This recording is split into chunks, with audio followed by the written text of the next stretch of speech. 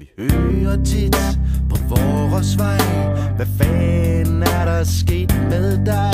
Du har noget på din overlæb, og kan det fjernes med vand og sæbe? Du ligner skum en tyrkers mor, dækker du et ar og skår. Det lort skal da barberes af, hertil kan vi kun svare nej.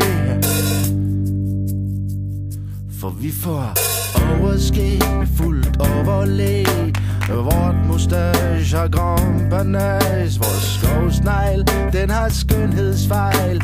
Nu kører vi Movember-style.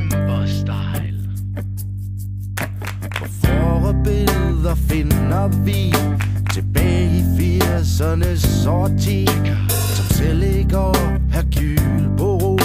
Lod over skægget gro og gro, Føller og Søren Busk havde under deres næse en dusk.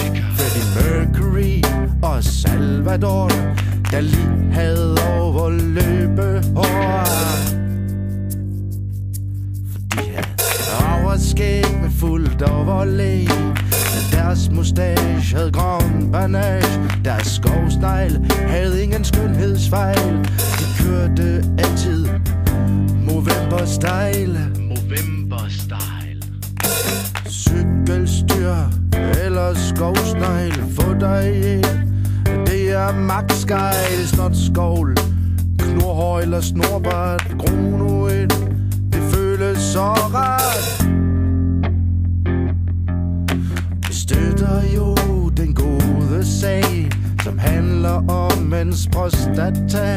Så grin i bar, vi er lige glade, for vi den stolte skæbrigade. Vi synes det er sjov og spas, og det giver mega meget fjæs. Så vi beder os om at fjerne det, kan vi kun svare no, se.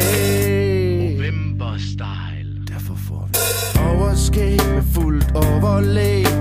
Vort mustache har grand panache. Vores skovsnegl, den har skønhedsfejl.